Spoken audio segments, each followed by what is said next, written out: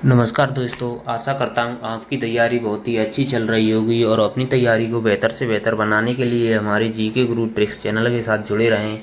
जिन भाइयों ने अभी तक हमारे जीके गुरु ट्रिक्स चैनल को सब्सक्राइब नहीं किया है वो प्लीज़ चैनल को सब्सक्राइब ज़रूर करें, और जिन भाइयों ने हमारे जीके गुरु ट्रिक्स चैनल को सब्सक्राइब कर रखा है उनके लिए बहुत बहुत धन्यवाद। अपनी तैयारी को बेहतर से बेहतर बनाने के लिए आप हमारे साथ जुड़े रहें।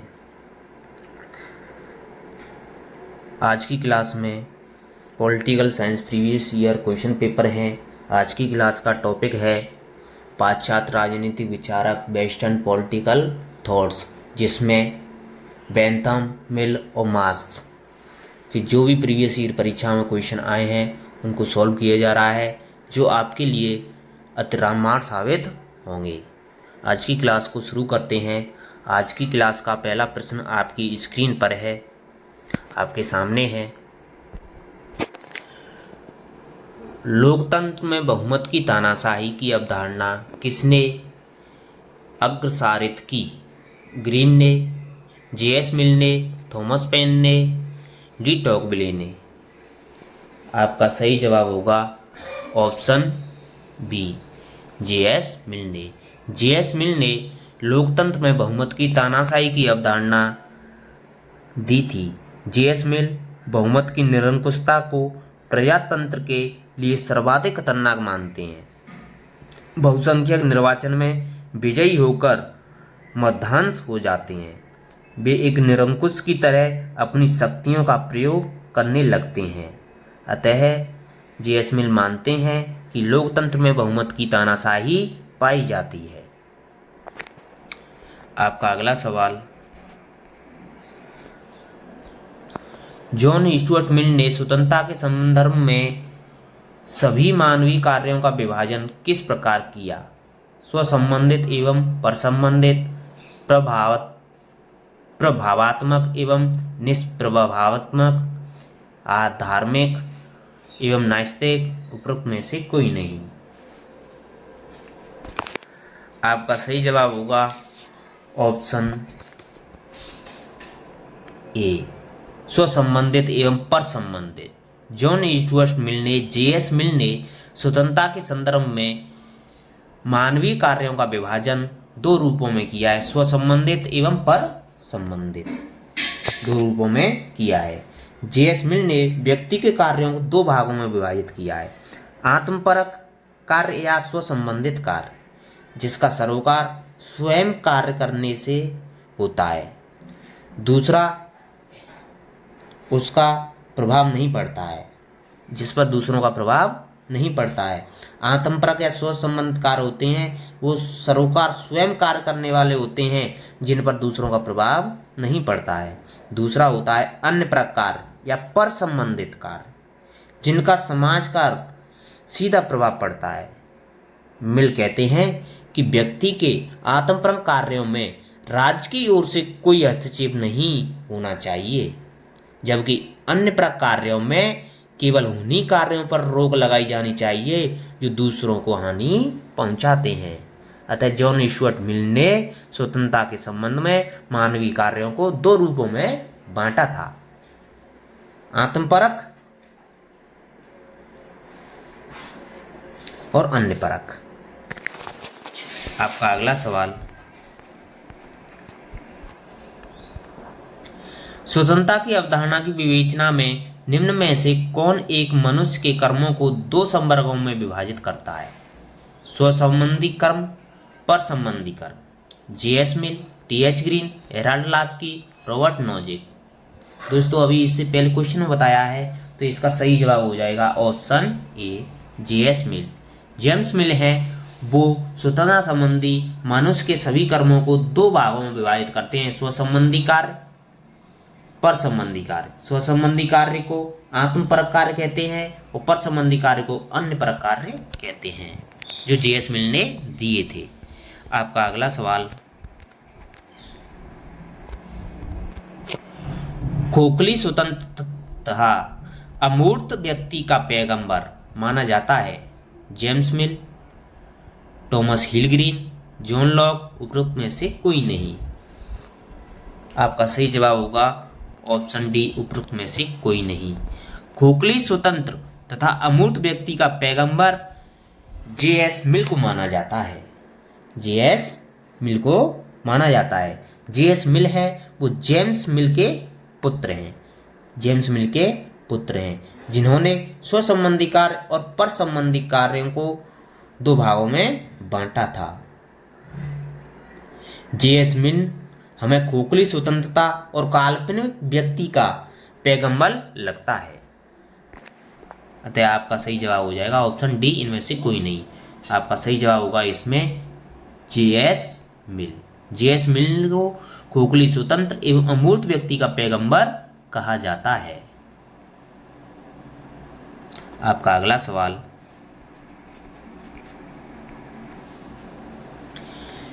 निम्न में से किसने प्राकृतिक अधिकारों की अवधारणा को अस्वीकार किया था? हॉब्स ने, लॉक ने, रूसो ने, बेंथम ने। आपका सही जवाब होगा ऑप्शन डी, बेंथम ने।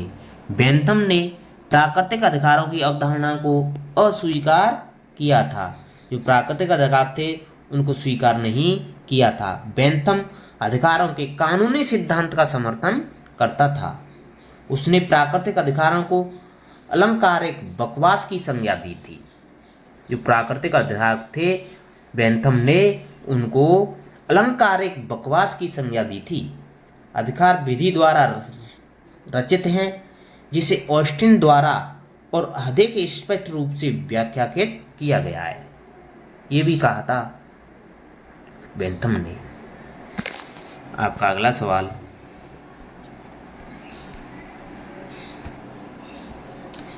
किस विचारधारा के अनुसार राज्य लुप्त हो जाता है? अराजकतावादी, उदारवादी, फांसीवादी, मार्क्सवादी। आपका सही जवाब होगा ऑप्शन डी, मार्क्सवादी। मार्क्सवादी विचारधारा के अनुसार राज्य लुप्त हो जाता है। मार्क्सवादी राज्य को वर्ग प्रभुत्व के उपकरण के रूप में मानते हैं। राज्य का अस्तित्व वर्गों के लुप्त होने के साथ साथ समाप्त हो जाएगा, अर्थात एक वर्गहीन समाज की स्थापना के साथ ही राज्य लुप्त हो जाएगा। एंजल्स ने राज्य के लुप्त होने का वर्णन करने के लिए विदर्शवे, जिसे राज्य लुप्त विदर्शवे को इस्तेमाल किया था। एंजल्स के अनुसार राज्य का गायब होना एक तात्कालिक घटना नहीं बल्कि एक लंबी प्रक्रिया होती है। अतः मार्क्सवादी विचारधारा के अनुसार राज्य लुप्त हो जाता है। आपका अगला सवाल, जिन भाइयों ने अभी तक हमारे जीके गुरु ट्रिक्स चैनल को सब्सक्राइब नहीं किया है वो प्लीज चैनल को सब्सक्राइब जरूर करें। मार्क्स का द्वंद्वात्मक भौतिकवाद है। हीगल के द्वंद्वात्मक आदर्शवाद का सततीकरण, हीगल के द्वंद्वात्मक आदर्शवाद का विलोम, हीगल के द्वंद्वात्मक से कोई संबंध नहीं रखता, उपरोक्त में से कोई नहीं। आपका सही जवाब होगा ऑप्शन बी, हीगल के द्वंद्वात्मक आदर्शवाद का विलोम है। मार्क्स का द्वंद्वात्मक भौतिकवाद है वो हीगल के द्वंद्वात्मक आदर्शवाद का विलोम है। मार्क्स संपूर्ण चिंतन का मूल आधार द्वंद्वात्मक भौतिकवाद मानते हैं। द्वंद्वात्मक भौतिकवाद की मान्यता को द्वंद्वात्मक पद्धति के साथ मिलाकर सामाजिक परिवर्तन की व्याख्या देने का प्रयत्न करते हैं मार्क्स।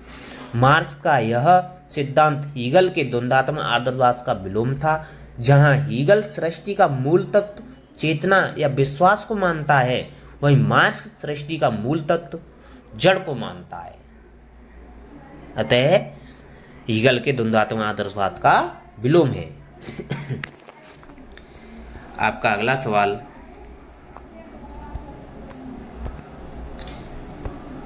निम्नलिखित में से किसने कहा कि जितना मैं जानता हूं वह यह है कि मैं मार्क्सवादी नहीं हूं?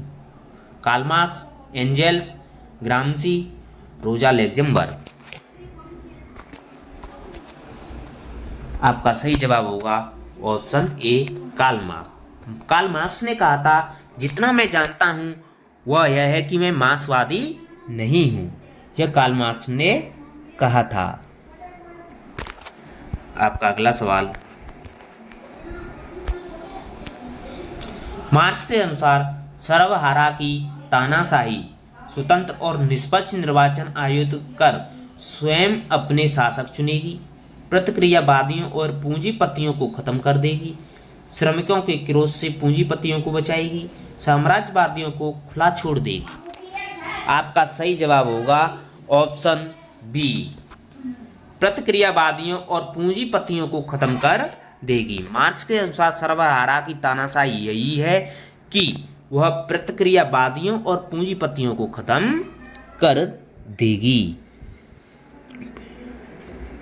इस अवस्था में श्रमिक वर्ग जो सर्वहारा वर्ग है उत्पादन के समस्त साधनों पर नियंत्रण करके पूंजीवाद का अंत कर देगा और सर्वहारा वर्ग की तानाशाही स्थापित हो जाएगी, जहां दास अवस्था, सामंतवादी अवस्था और पूंजीवादी अवस्था में अल्पमत वर्ग मतलब पूंजीपति वर्ग बहुमत वाले श्रमिक वर्ग सर्वहारा वर्ग का शोषण करता है, वही इस अवस्था में बहुमत श्रमिक के रूप में पूंजीवादी वर्ग के अवशेष तत्वों को विरुद्ध राज्य शक्ति का प्रयोग करके उसे पूर्णतया समाप्त कर दिया जाएगा।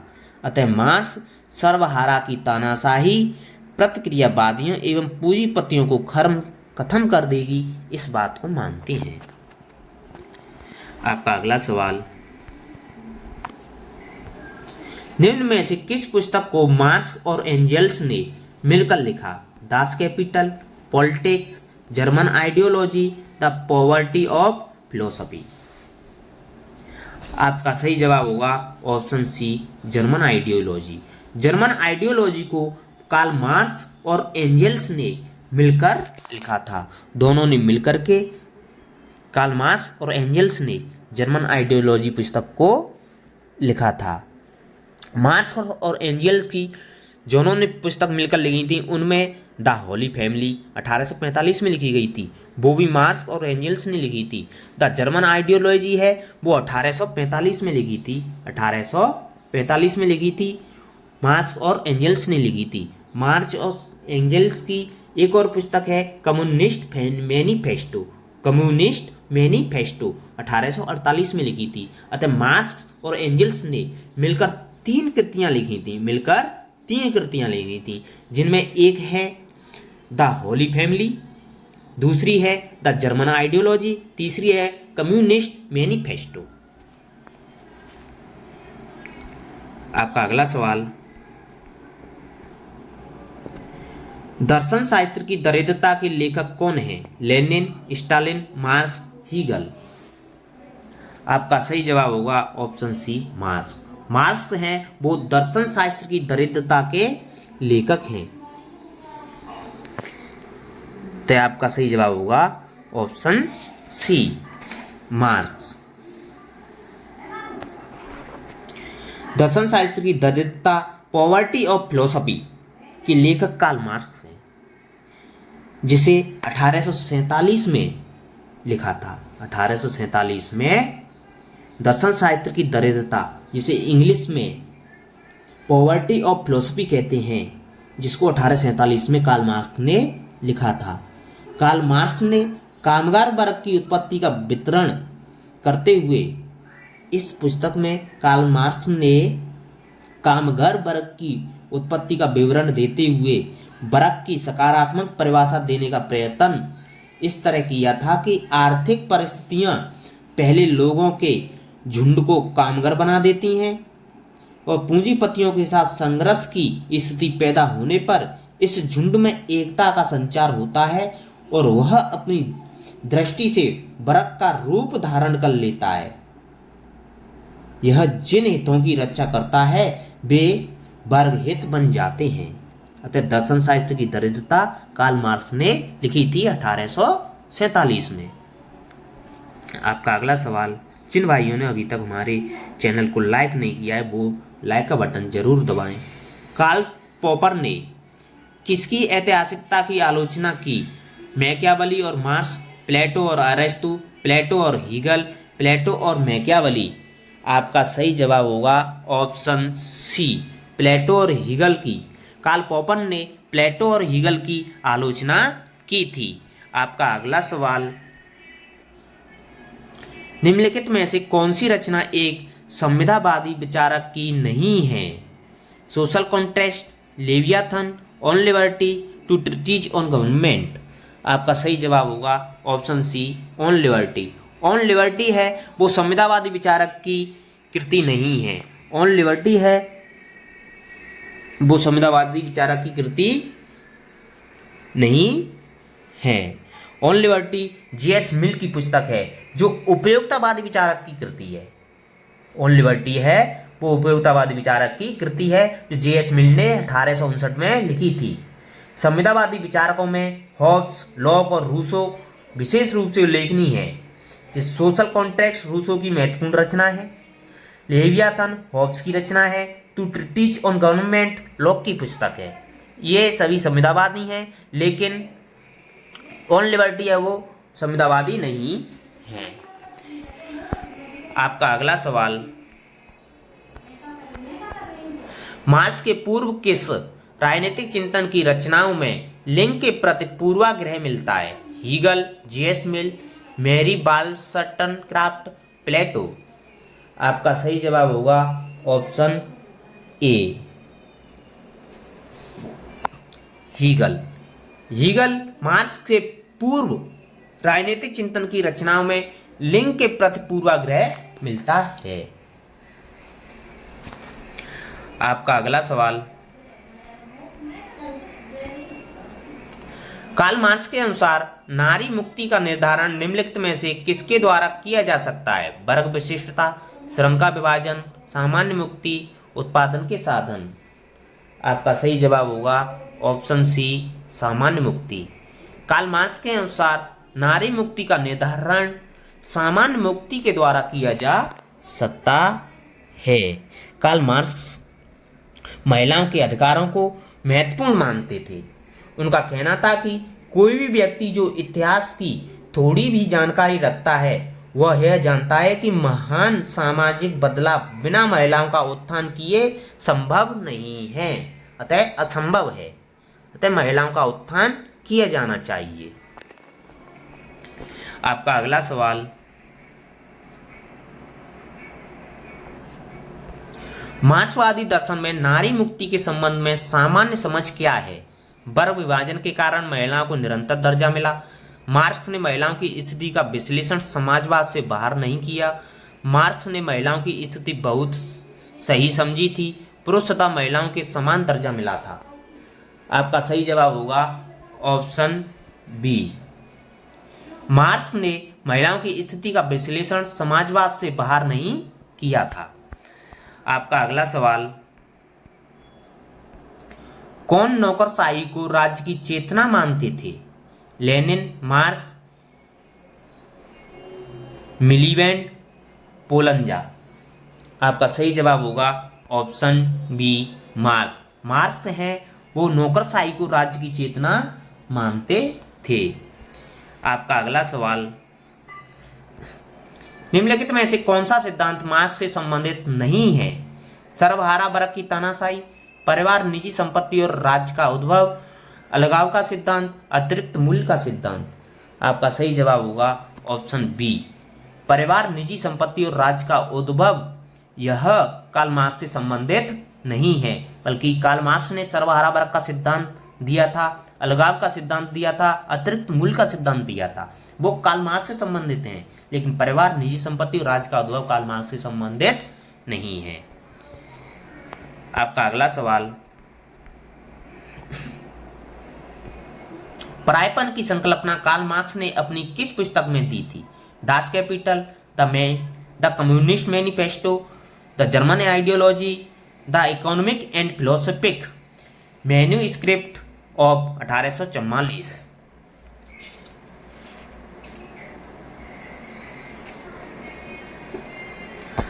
आपका सही जवाब होगा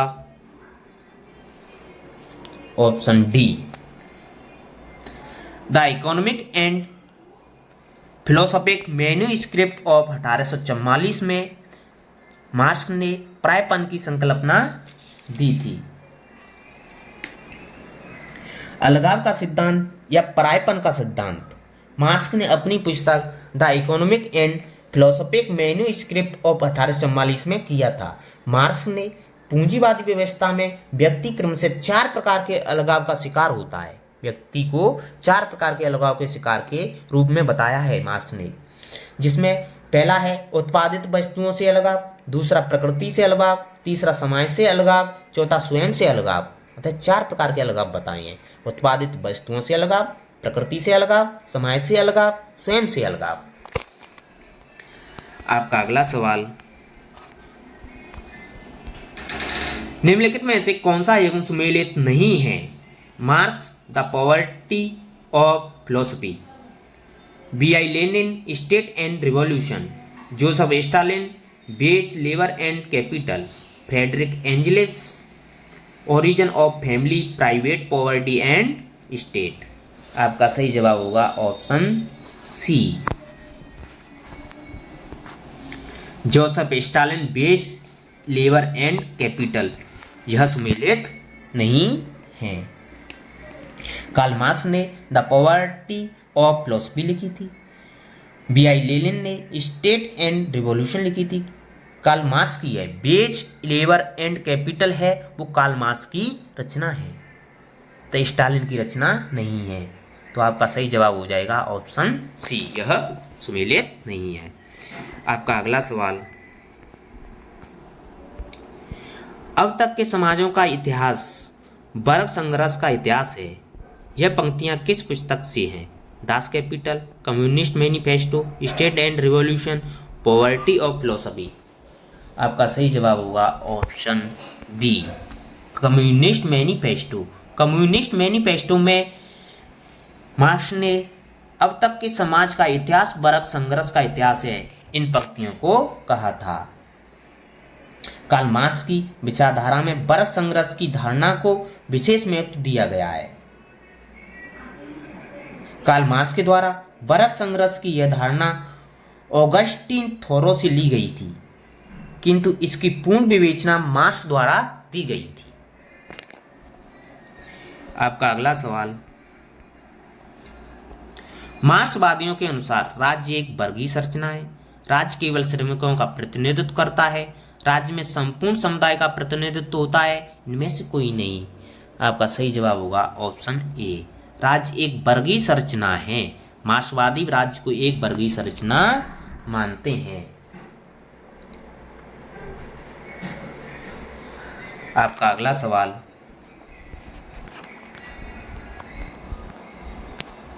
निम्नलिखित में से किसने प्लेटो के राजनीतिक दर्शन को ईसाई धर्म का बौद्धिक पक्ष बताया है? जॉन रॉल्स ने, फ्रेडरिक विल्हेम नीत्शे ने, डेविड ह्यूम ने, इमानुएल कांट ने। आपका सही जवाब होगा option B, Friedrich Wilhelm Nietzsche ने प्लेटो के राजनीतिक दर्शन को ईसाई धर्म का बौद्धिक पक्ष बताया है। आपका अगला सवाल, निम्नलिखित में से किस मध्ययुगीन विचारक ने अरस्तु के मूल राजनीतिक विचारों को अपनाया था? John of साल्सबरी, Sant Thomas Aquinas, Gregory Radcliffe. तो आपका सही जवाब होगा ऑप्शन बी, संत थॉमस एक्विनास। एक्विनास ने अरस्तु के मूल राजनीतिक विचारों को अपनाया था। आपका अगला सवाल आज की क्लास का आखिरी सवाल है दोस्तों। मार्क्स ने अपने विचारों के इतिहास में 3 मुख्य व्याख्याएं रखी थी कि कैसे मानव समाज वर्षों में विकसित हुआ है। निम्नलिखित में से कौन सी इनमें से एक नहीं है? आदर्शवादी व्याख्या, भौतिकवादी व्याख्या, आध्यात्मिकवादी व्याख्या, यथार्थवादी व्याख्या। आपका सही जवाब होगा ऑप्शन डी, यथार्थवादी व्याख्या। मार्क्स ने 3 व्याख्याएं रखी थी, जिनमें आदर्शवादी व्याख्या शामिल है, भौतिकवादी व्याख्या शामिल है, आध्यात्मवादी व्याख्या शामिल है, लेकिन जो यथार्थवादी व्याख्या है वो मार्क्स के विचारों में शामिल नहीं है। तो आपका सही जवाब हो जाएगा ऑप्शन डी। थैंक यू दोस्तों, धन्यवाद। अगर आपको वीडियो पसंद आई हो तो लाइक करें और अधिक से अधिक शेयर करें। और प्रीवियस वीडियो देखने के लिए आपकी स्क्रीन पर जो वीडियो दिखाई दे रही है उस पर क्लिक करें और प्रीवियस वीडियो देखें, अपनी तैयारी को बेहतर से बेहतर बनाएं। थैंक यू, धन्यवाद, आपका दिन शुभ हो।